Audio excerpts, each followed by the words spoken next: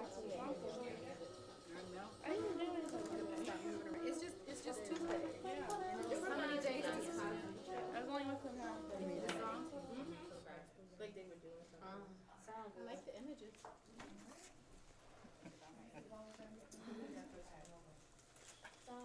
The music. The music? The teacher. For PLC. Put some music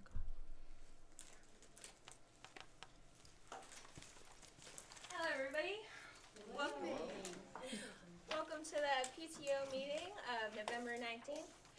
So we have our first thing going on is a presentation by Ms. Downs, A Productive Struggle.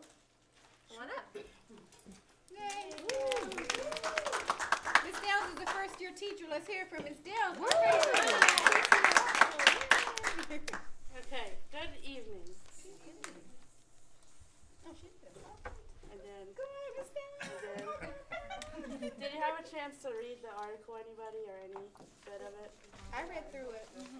Take a few, if you haven't read through it, take a few minutes to skim through it. You don't have to read the whole thing. And then we can get started.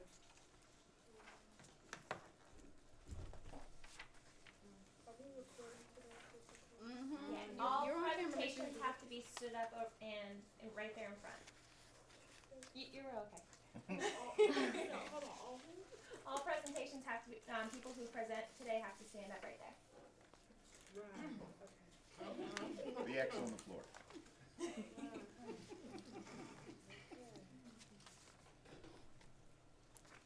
And you also should have picked up this paper as well Yep. on the page, on the table.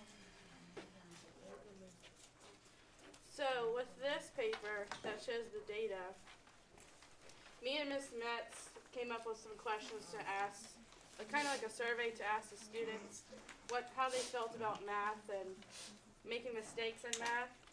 And the first question was, how important is making mistakes to learning and growing in school? So there's a total of 49 responses. We gave it to the 3rd through 5th graders, and I believe some 2nd graders did it as well.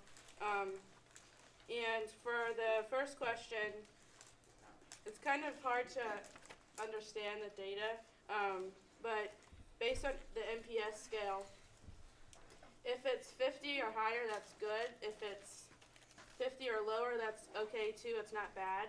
It's just that not the majority of the surveyors thought that picked it. So the scale was 0 to 10. They can pick, if 0 being they don't think this is true at all, or 10 being it's very true.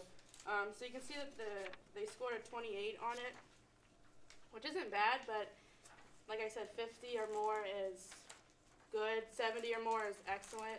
That means majority of them thought that it was picked like a 10.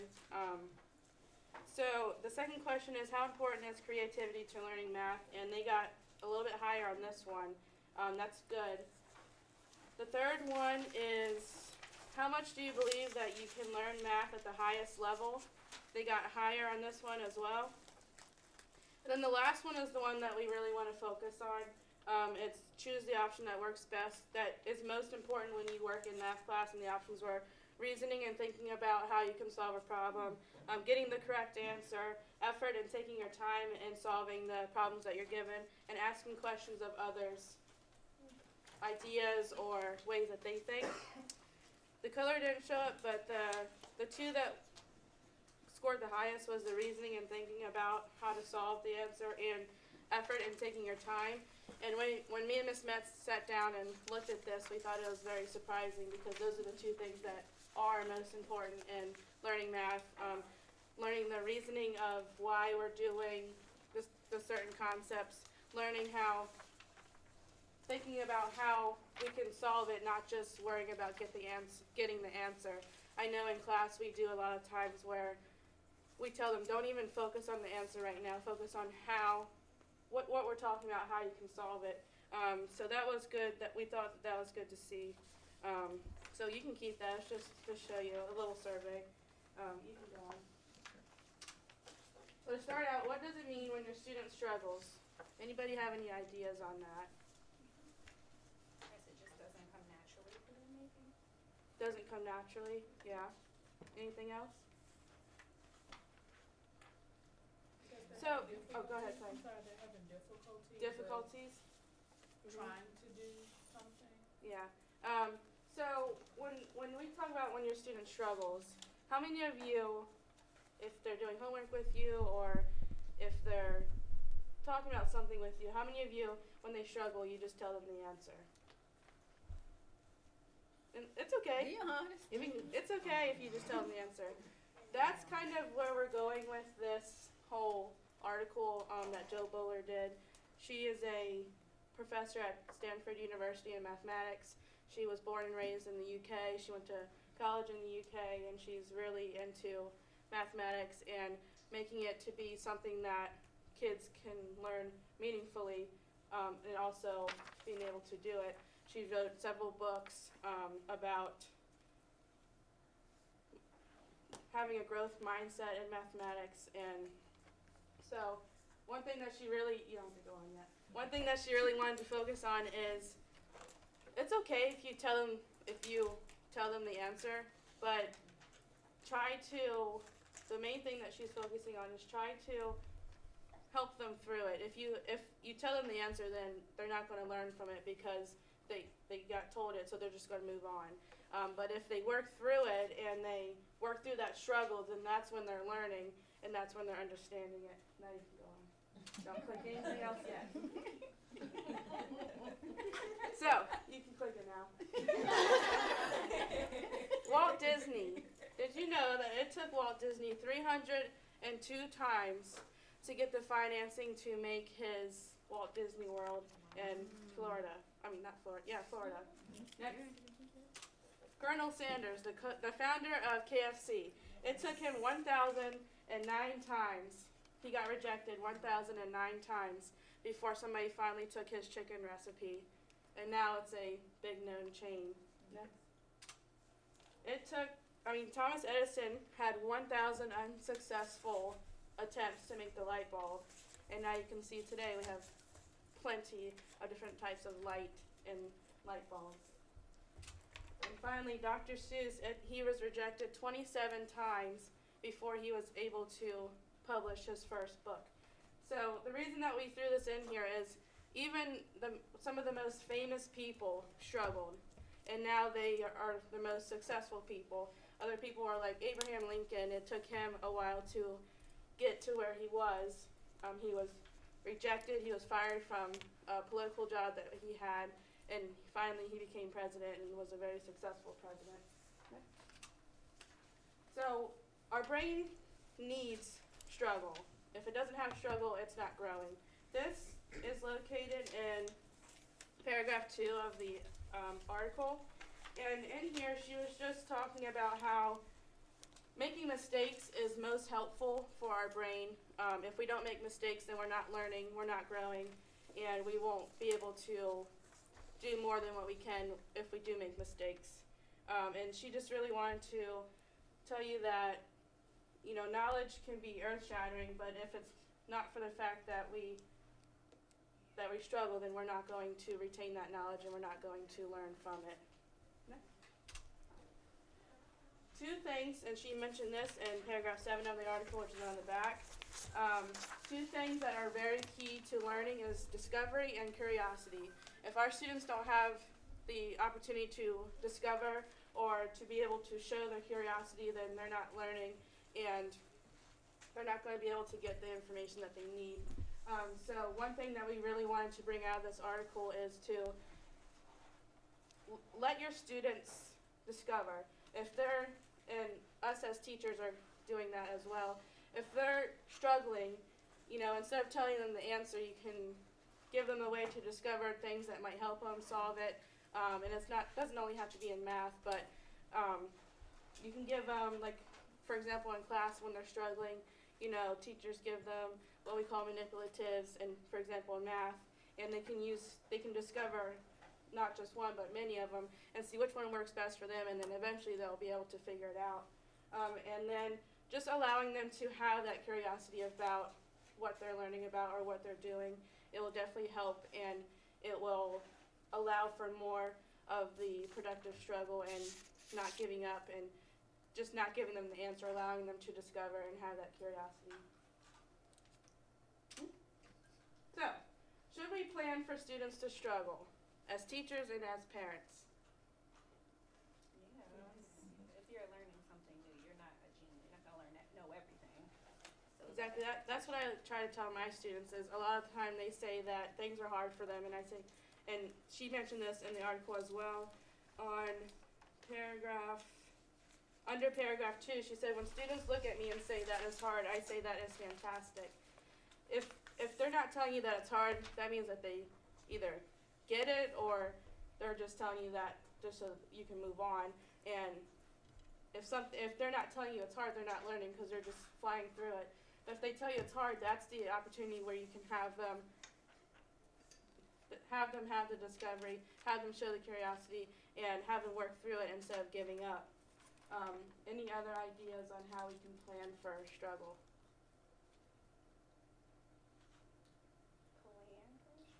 Yeah. Or how can we allow for our students to struggle more? don't help them. I go watch TV. And it's like, I mean, that works. and then I bring them back, and then I say, "Oh, this is wrong. Tell me what you think you did wrong," and I send them off and they come back. It's just how we do it. Yeah. That's all I have. The end. Thank you, Ms. Down. You're welcome. The reason why I asked Ms. Down, there's always a reason behind our presentations. I have a few parent conferences. I gotta stand. A few parent conferences. Am I on? All right. I have a few parent conferences, and sometimes parents will express, well, the teacher didn't help him. And I had to share with mom that productive struggle is okay. It's called independent assessment to see what they can do on their own without help. And it's okay for them to struggle because that's when their brain works. You know, scholars are resilient. And the more they struggle now and problem solve, when they leave your house in a few years, like my daughter texts me at midnight, thinks I'm awake, she thinks I'm awake, they will have less struggle because they've had that experience to have a hard time. And they will know how to have grit and not give up. In here, not in there. Yeah, grit, and keep pushing and not give up. So that's why we put it as a part of our HIGH, grit. That's important for them to persevere and not give up. Even when it is hard, we have to tell them it's good. It's supposed to be hard. You're not supposed to have all the answers because life doesn't, we struggle all the time, right, parents? Yes. Right? Sometimes we don't know the answers day in and day out, but we have to persevere and continue to have productive struggle. So there's a method behind my madness. So anytime I ask someone to speak, it's a common trend that I've been hearing and questions that parents have been having. So thank you, Ms. Downs. That was really good. Appreciate that. And so now I've been told to bring up Ms. Marzoff, our school counselor. Another trending topic, has been personal safety. And November is Personal Safety Month. So Ms. Marzoff is our wonderful counselor for 697 kids. We now have another one who started, Ms. Saunders. She visits classes every month and she does a different lesson based off a social and emotional learning topic to help our scholars and prepare them for the real world. So this month is personal safety and I wanted you to hear all about this. So for those of you who do not know me, I am the counselor here at JP Ryon. I'm just gonna talk a little bit about my role here at the school.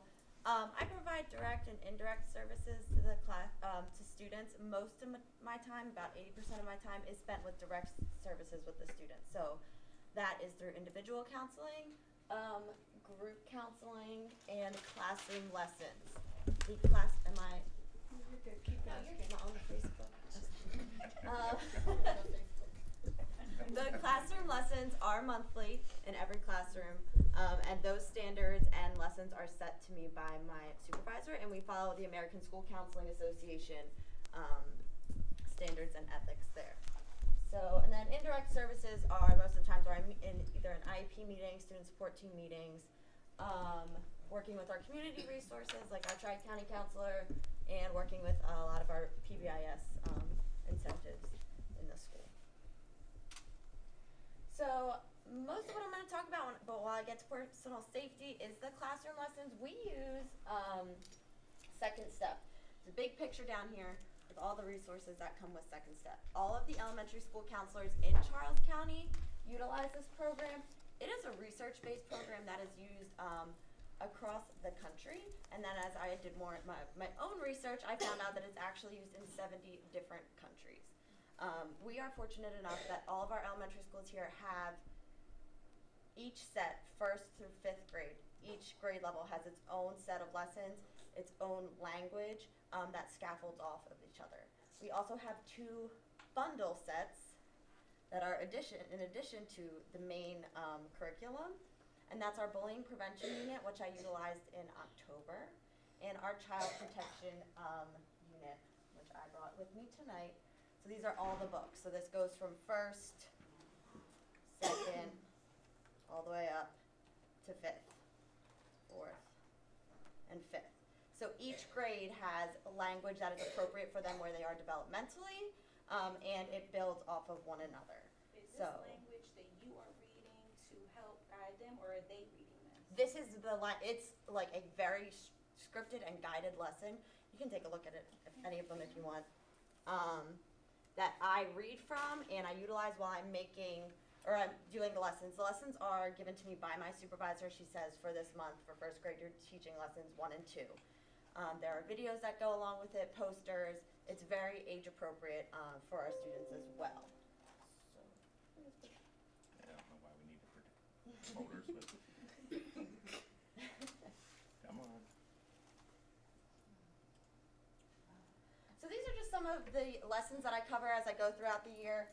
We started with school safety, we went on to bullying, and now we're into the child protection unit, and then we'll go on to identifying emotions, empathy, college awareness, career awareness, emotion management, and problem solving. That's kind of what guides us through the year and what the students are to expect from me. All right, so why child protection? Why is this something that I am the person who is speaking to all the students in the building about? Because it's important.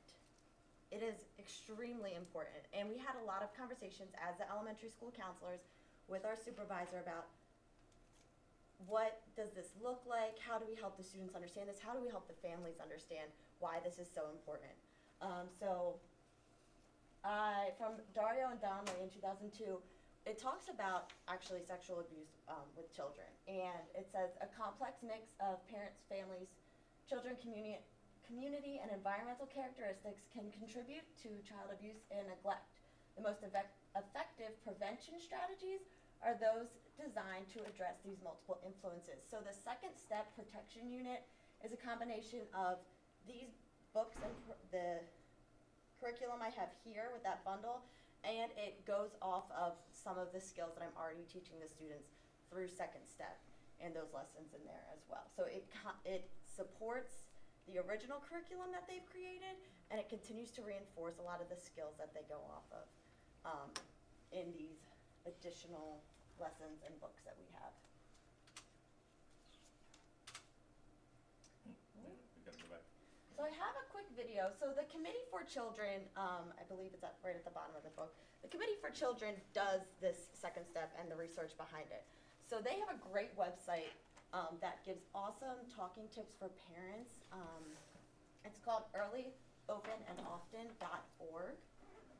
And I just put a quick video here, and it kind of talks a little bit more about why this is important. So, we have volume? Yeah, we were playing music.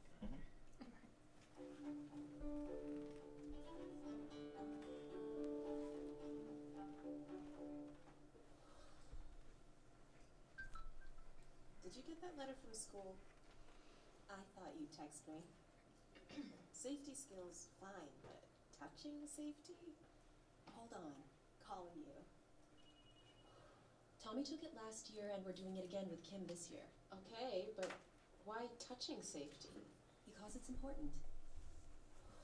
The 2nd step child protection unit teaches kids ways to stay safe, like crossing streets, wearing helmets, and rules about touching. Kids also learn to tell their parents if something's not safe. Touching safety is like how they teach kids that no one else should touch their private parts to help protect them from, well, sexual abuse. Sexual abuse? You don't have to worry, not the way they teach it. They've got really good info for parents too. Me, not worry? Relax. We took it last year. It's good. Okay. I'm so bad with this stuff. I guess that's why we better do it now.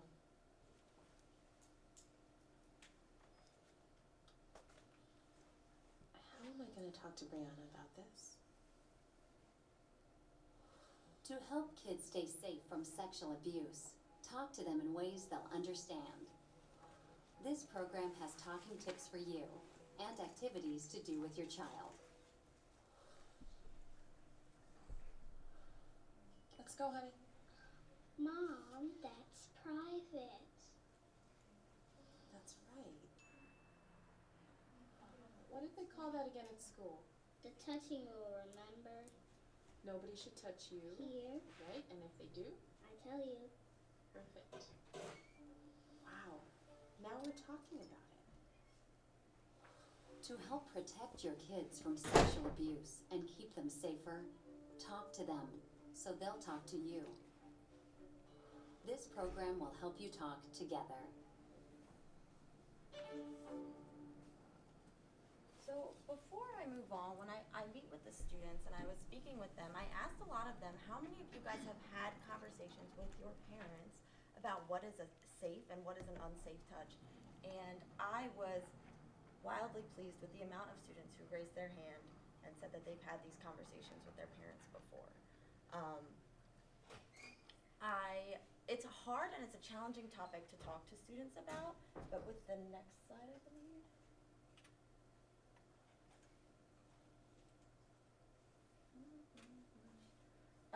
We scaffold the way we teach the students. So it's not that we're doing everything all at once and we're bombarding our, 6-year-old first graders with all this information. I'm not. We talk, pre-K and kindergarten doesn't really have a curriculum through second step. So I do a lot of emotion identification with them. So these are the books that I use with our little guys. And a lot of social stories and dancing and songs with them as well. So we talk about the feeling of loneliness in the month of November. First grade and second grade, we go over ways to stay safe. And we talk about rules of things that you should never do.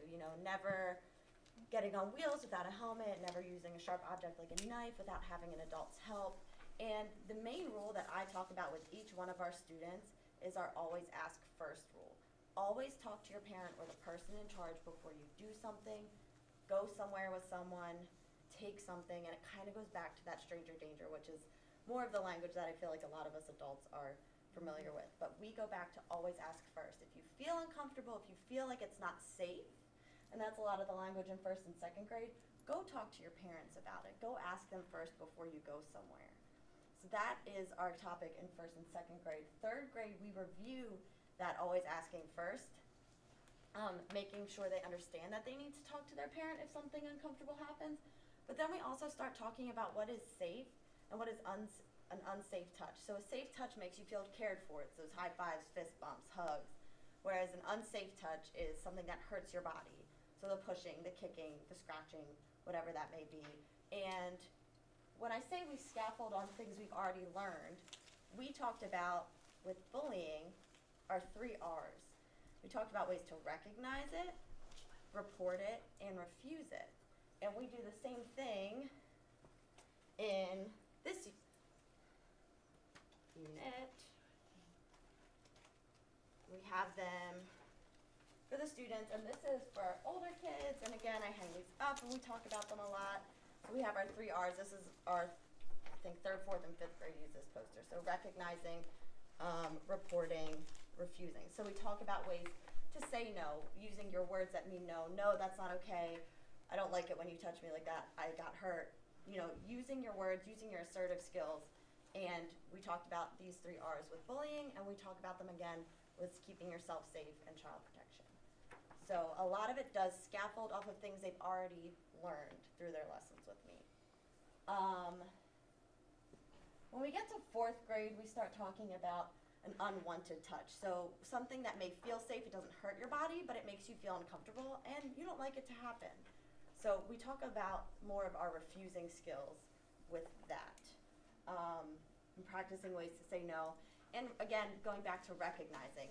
I go through a lot of different examples, and we have like a PowerPoint in a game, and they learn different symbols that we use so everybody can participate. If something was safe, they gave themselves as a hug.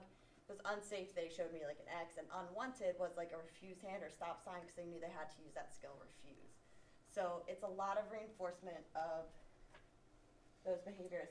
And then in 5th grade, we talk about, again, everything again, our always ask first rule, and we're building on more of it. And we do talk about the touching rule, or that bathing suit rule, and the kids laugh at me, but I tend to look a little silly because I put on a big tank top and a pair of shorts, just to say, this is really like, make it very visual. These are your private parts, and it's not okay for people to touch them. It's not okay for them to ask to see it, to ask you to look at theirs, or to ask them to touch anything. The only people are doctors and nurses to keep you healthy. And that's really the language that we use with them through each year. So it definitely adds onto it each time. The students, and especially our 5th graders, they're receptive to it. They will ask me questions on the side by myself. They will be open and honest with each other, like saying what's not okay or asking questions. Well, what if this happens? What if that happens? And we do get a lot of that what if conversation. I've also had students come up to me, and it was more of like the conversation of, well, why? Why would somebody do that? Why do we have to learn about this? And he said he had the conversation with his parent, and he gave me their reason as to why. But when I talked about school safety in the first month of school, and we talked about our drills and why we have to do these drills to practice, well, why would there be an intruder in the school? Well, I don't know. Some people are not good people, is what I have to tell them. And that's just the fact of the matter. So the reason why these lessons are so important is because they need to understand what is and what is not okay. And if something does not feel okay, what they can do and what they have the power to do and who they need to talk to about that when things are not okay. So that's why these lessons really are very powerful and very important for all students to be hearing.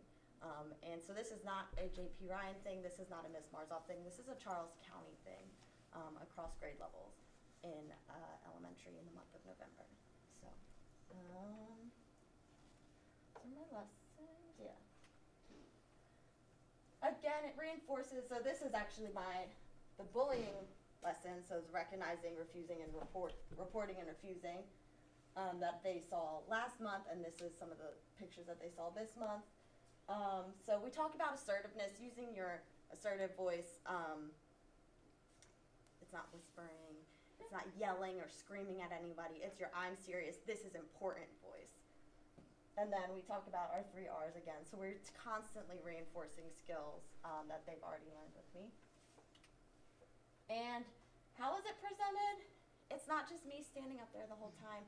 We have picture scenarios. There are discussion questions as we move through the picture scenarios. Examples, so that's like I said, when we go over those examples and we all review them together. There are songs. As Miss Downs laughs, her kids wanted to listen to the 3 R, I think it was the 3 R's in 3rd grade song, apparently several more times when I left the room. It's very catchy, it gets stuck in my head, I listen to them a lot. And I send all of our students this month home with a flyer that goes home with them that kind of just reviews the quick definitions of everything, and then some of just our general safety rules on the side. So there's information that goes home as well. When did you send that home? As soon as I finish their lesson with them, I give a class set to their teacher. I've never seen one, ever. Me either, but Never. yeah. I know there are 2 classrooms in grades, one in grade 2 and one in grade 4 that have not had a lesson yet due to other emergencies that arise. That will be rescheduled before the end of November. I can say that. And there's extras here. Need them today. Or would like them. Yes. So, with all of the recent abductions or attempted abductions of even adult women, like, how are we, like, preparing children for that? Like, is, like, the school school system, like outside of just the parents? So through my conversations with the students, and even on that one-to-one, that really comes down to personal safety and understanding and making plans with kids. You know, I also, took a quick survey of hands with our 4th and 5th graders. A lot of them are at sometimes home alone. And we talk about that, and they talk to each other about that. Well, in my house, it's a rule that I don't answer the door. Yeah, that's a rule in my house too. So they're having those conversations with each other. Again, it's awful that it's happening, right? So I think having those conversations and talking with them is crucial, so they understand the importance of their safety, what is okay and what is absolutely not okay. And really going back to that, always asking first, always talking with the person in charge or your adult that you trust about every situation. And I think oftentimes our students are afraid, or your children are afraid to say something because when we hear something so unexpected, we tend to overreact, and they're afraid of our reactions. So to have those conversations at a very neutral, hey, we need to have a conversation about this. Let's talk about ways that you can stay safe, or the list of phone numbers that's on the fridge. And that was just something I always had, a list of emergency numbers. What's our plan if something were to happen? If you do have to be home alone for a little bit, who can you call if you're worried and I'm at work? Really making those plans at a very calm and okay state of mind instead of reacting to a situation when it happens. And I think also your presentation in September, see something, say something.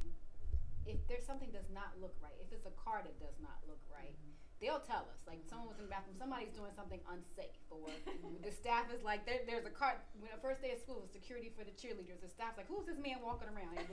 He was a security, but he was dressed in a suit. So our staff members have been trained, but the scholars also have been trained. If they see something, and I think you have to repeat that to them as well. That's the big thing in Charles County. If you see something, if you're walking home and that van does not look right, walk in another direction. Because we have a lot of walkers. We have a lot of kids who go home on the bus, and they may not get off right in front of the house. So it's important for us to repeat that same message to them, especially to our girls and our boys that are getting older, because the abductions is not just the girls, it's the boys too. And it's just and how to scream. Somebody's, what do? My daughter went to school. She has mace and keys, and I see her walking. She has the mace carry because that's an adult skill. They're gonna need that when they leave the house. Yep. It's unfortunate and it's awful to have these conversations, but they need to know. It's better to have a conversation than to have to react to a situation. And maybe you make a plan and maybe your kid comes up to you and says, hey, this was our plan, this is what I did, but I don't think it really worked. So have that conversation again, walk through it again, and what would you think would be more helpful for you? How can we make you feel more comfortable? How can we make you feel more safe when you're, at home? Or what do we do? I had a student in first or second say, well, that rule's important because always ask first because you don't want to get lost. Well, what should I do if I get lost? I said, well, that's a conversation to have at home. Maybe your meeting place is the cash register if you're at the grocery store, because that's somebody who works there and that's somebody who can make an announcement. But if that's already your plan, then maybe, mom knows, because you're panicked so much already, maybe even shocked or surprised that it even happened. Well, what's our plan for this? What can we do to make sure if this ever occurs again or if this ever happens again, that we know we have something in place for you to be safe? So really talking about it and working through that language of safety and coming up with things that are predictable. So, if anybody's ever felt uncomfortable or surprised or shocked, it's almost hard to come up with words. It's almost, it is. So, okay, I wasn't able to say stop. I wasn't able to do anything except for scream. I know I need to go talk to somebody. And I tell them, if the first person doesn't seem to listen or take you seriously, go tell somebody else. And we talked about that with reporting and bullying. If you don't think somebody will listen to you, there's how many people, and we go over all the people that you can talk to about that stuff. So telling as many people until you feel heard is also very important. So second step is the curriculum that we use, and you can click on their bundle thing and learn more about the Child Protection Unit. In early, open, often. I don't know if that's is that hyperlinked? All right. Did it? Did you click it? Yep. I did something. If you're like, oh my goodness, this is too much for me right now, it gives you facts, really great facts. If you, I think I can I click on things? I don't. I think you It's can. in Spanish. All this stuff on the side. Uh-oh. Now I'm making a mess. I'm sorry. Not I'm making me. a mess now. Now you want to help. Okay, all this Win-win. stuff on the side. Really great information. There's keep reading, there's additional videos, and it again reinforces those skills or what's appropriate developmentally by age, and it goes through really everything of what children should know and at what age. So I found this kind of through the Committee for Children and Second Step, and I just thought this was a great source for anybody who is looking for additional information.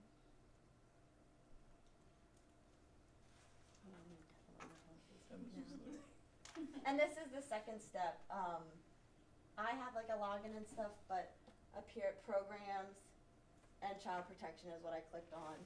But it goes through all of the programs that we have. So we have elementary, we actually only have 1 to 5. When I first started here, we only had first, third, and fifth. So we were kind of like for second and fourth doing like a mesh of both lessons. So we currently all have 1 to 5 as well as child protection and bullying prevention units. So that's really it for me. I know that was overwhelming and a lot of information. Does anybody have any questions or anything I can answer for you? Yes. Sorry, this is actually for, I guess, administration. Can we have this available on the JP Ryan site? Because this was really informative. Sure. Mr. Handy does that. That's why she was so happy. and I don't have to press the button, so it's good. So I also wanted to make sure I said that for. Yes. Yeah. Yep, we can I put- was happy that I figured out a hyperlink, so you can get it.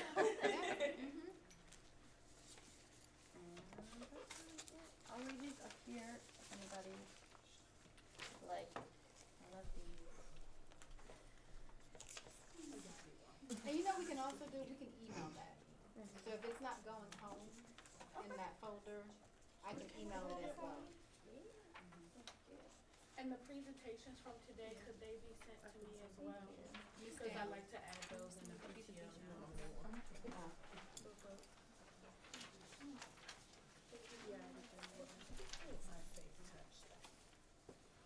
Thank you. Good job.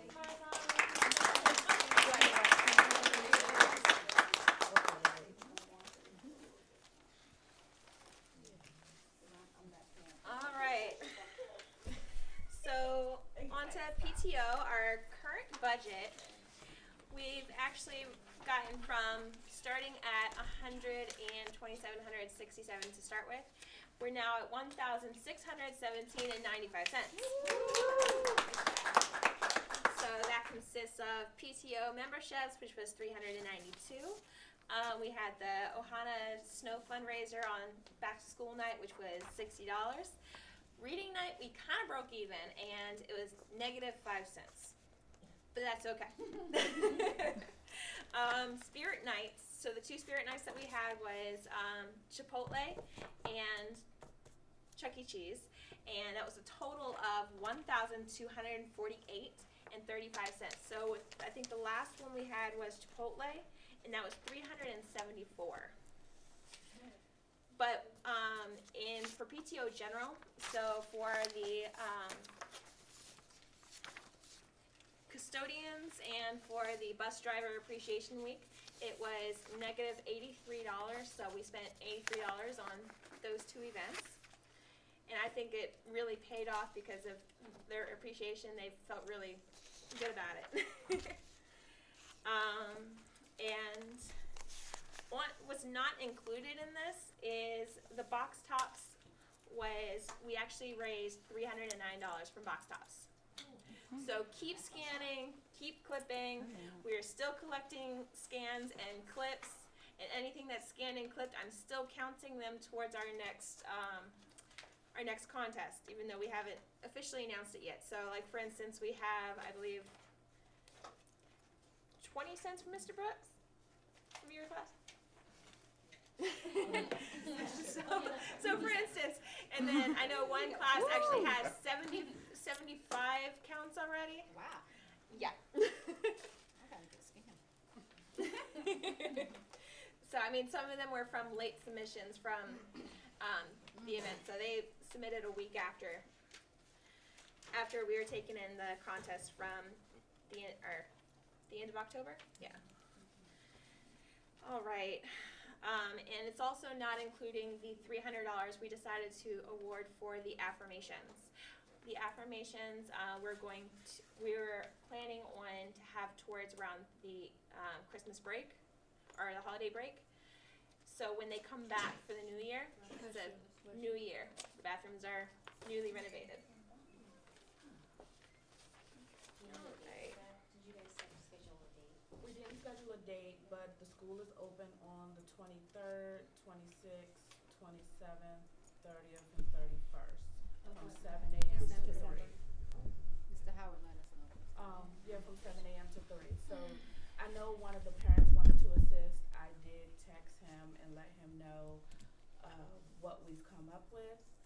He did say that he will look into the paint because of specific paint we need to get, because currently we have like graffiti-free paint. So the last thing we need to do is let him go buy some paint and it's just rolling down the doors of the stalls of the bathroom. So he is looking into that, and he is aware of when we're going to start. I am going to actually create a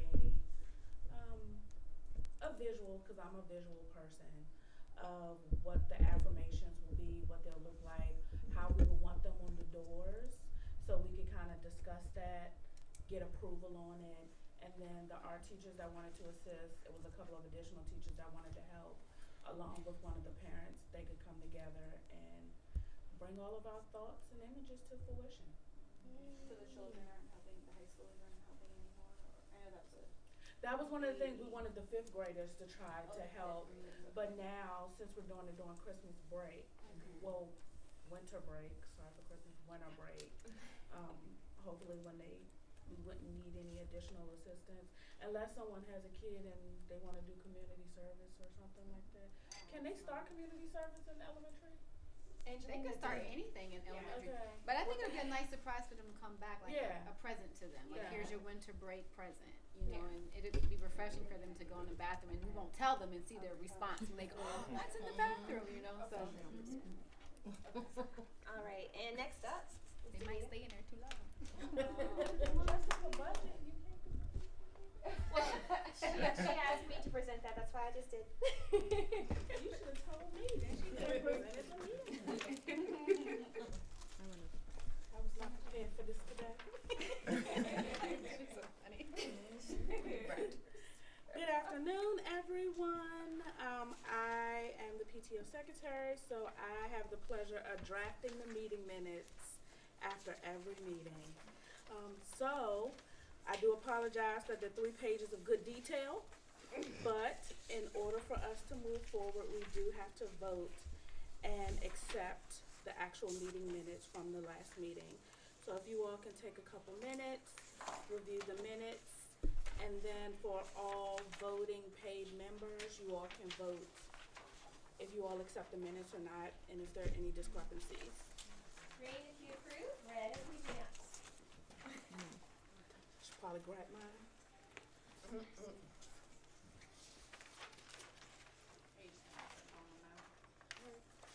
Thank you. 1, 2, 3, 4, 5, 6, 7, 8, 9, 10, 11.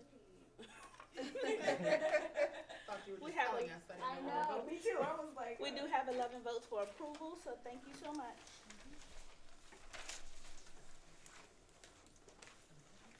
That was too quick. Well, for the meeting minutes, these are really good ones. We did have They the are security excellent. officer, Mr. These Miser, are excellent. here. And so a great deal of how he broke down his presentation, talking about school safety, bullying, harassment, intimidation. Thank you, Ms. Kay. The volunteering policy, these are a lot of the questions that we get from a lot of the parents, especially between the first and second quarter of each year. So if all of the individuals do take the time to read these, and as well as I emailed them out to probably about 50 or 60 people.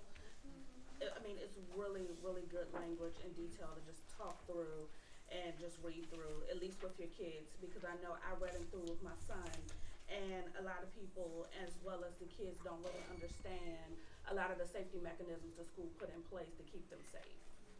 And so a lot of that information is within here.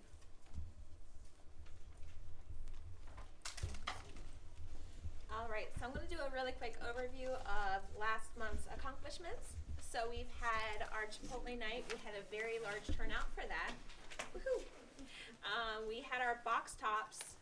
Mrs. Watson's class won the box top competition by 2 box tops because there's 2 scans that were online.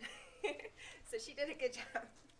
It was tight with Mr. Curry's class. It's pretty cool.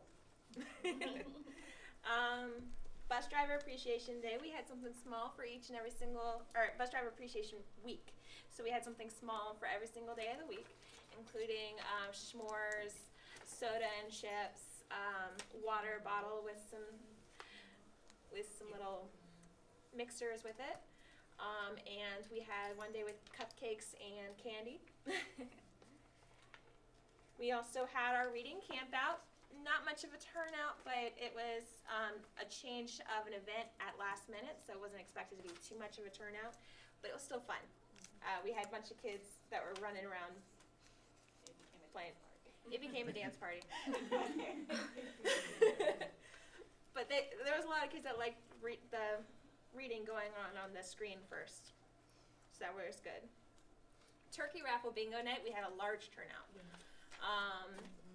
Very successful. Very successful.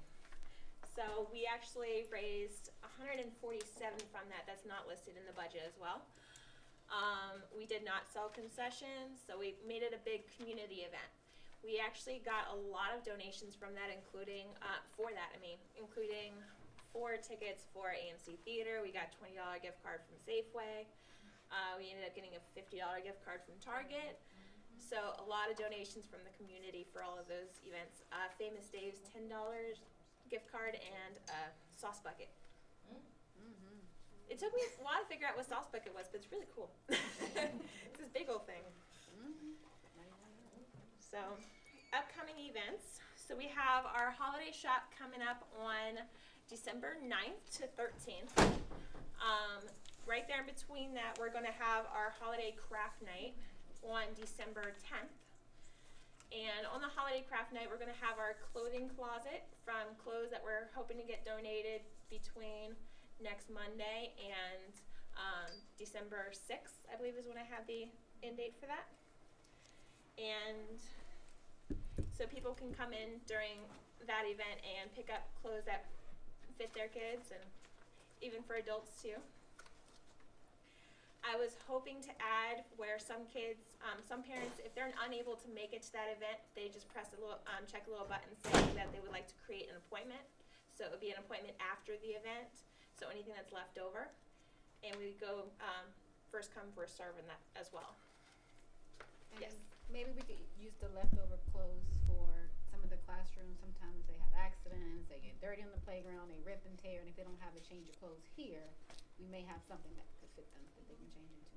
Yes, that would be good too. And then if we have anything that would generally not fit the kids, we can donate whatever's left over to Lifestyles, which has a clothing closet of their own that's also free to go into in La Plata.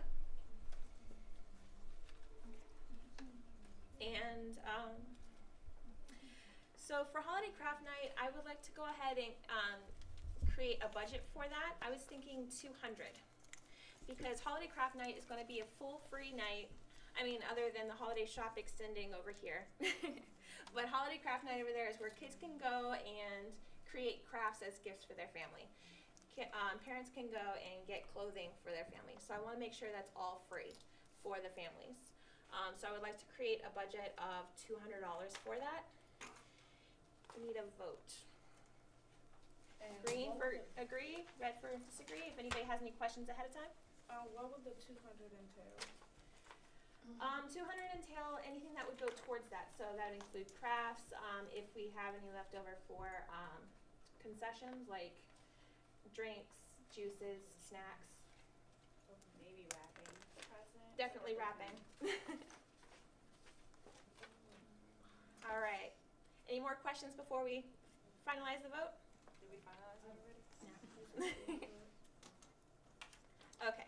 All approved? Cool. I have a question. It has nothing to do with the vote part. Okay. That's why I didn't say it beforehand. No, but are we gonna take like donations, like if I want to bring some cases of water just in case, because that's not gonna take away from the 200, that's just adding. No. We can do that? Okay. Yes.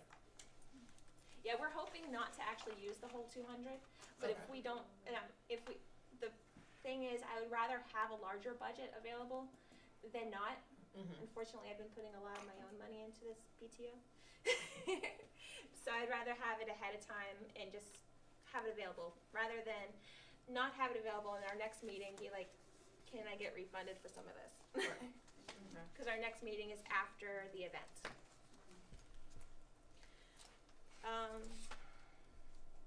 Next thing is our Spirit Night. We had to cancel the IHOP Spirit Night for November.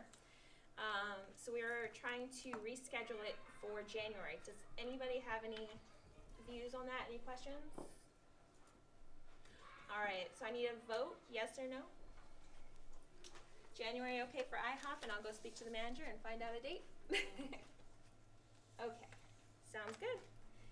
And then for creating future goals for funds raised, I want to go ahead and send out a flyer to staff and teachers and see about what y'all would think. For instance, what we should be able to use for any leftover funds at the end of the year, or any funds that we want to raise towards. That would better the children's learning and information. So, does everyone agree on that? Yeah, survey, teacher survey. Sorry if I'm not explaining very well.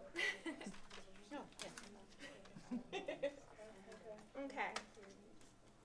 And then, that was it. Does anybody have any questions, ideas that they would like to present before the meeting is adjourned? Yes. So for the clothing drive, is there gonna be, where is the drop off? So the drop off for the clothing drive is going to be in the office. I'm gonna actually put a bucket there and hopefully move the bucket depending on how it gets filled up. So. I thought we said the Yeah, corner we, in the yeah, we said we lobby were gonna area. use a box not in in the the corner, office. not Now, in are the we just office. like throwing stuff in there, or are we asking these parents to wash and then neatly fold? Because I would hate to present and like, I know it's free, but like here's this wrinkled, dirty. You know what I mean? Like you still want to be presentable, and you know, it just wants to be presented nice. So are we asking the parents to wash, or we're just saying just donate? There's a laundry mat right down the street. That comes out of a budget. Yeah, so we would probably wanna put aside maybe a $30 washing budget. Will cost $5 for a washing machine. I Oh. learned that the hard way with the dog bed. So We're saying gently used, so it kind of goes without saying that we don't want unwashed clothing. Well, you can say gentle use and clean. Gentle use and Thank clean. you. Gotta add the I word love clean. that too. I love Gentle that. use, and y'all That took it off. doesn't Don't make work. this, I didn't like it today. Okay. I thought I know that. Yeah, and sometimes it has musky smell if they're I was left just in a bringing the wooden, tub. if a Yeah, part they're that's put on a box or That's things true. like that has that musky like attic smell. And then gently used to you may be different than somebody else. Right. So Yeah. Like my kid ain't have that long. like I may use more Tide than you. Like it just depends on. Did that answer? Perfect. Okay, so it's going to be in the lobby because I must have missed that. Mhm. Yep. So, because Okay. the office has so much traffic, and then so they can just drop it. Nothing really happens in our lobby. Okay. So that sounds good. That's actually even better because there's not really much room in the. When they come in, they come straight in. And they don't go out there because the doors are locked. Sounds good. Yeah, so we said that, we were gonna try to go to maybe Lowe's or Home Depot and get the big moving boxes, the real big tall ones. So we can make a little monster out of it. Whatever you choose. And just put a Monster sign eats on the it. clothes, is that what you're saying? Oh, I was like, Yeah, I mean they do that with I can candy. Google- I can see if I can get something because I'm on the Joint Base Andrews page, and some people always some people post like boxes, moving boxes, so I can see if I can get something there. Okay. Because the more boxes and tubs and stuff we had, the easier it would be for us to start to separate the clothes so we can hang them up. If anybody wants to donate hangers, because I'm sure a lot of the clothes are probably going to come folded in tubs. So if we want to start to hang them up, separate them in some way, shape, or form, we're going to need hangers and children's hangers. So if anyone wants to donate anything of that nature, would be great. Okay. Any more questions, comments, or concerns? Nope. All right, meeting's adjourned. all right.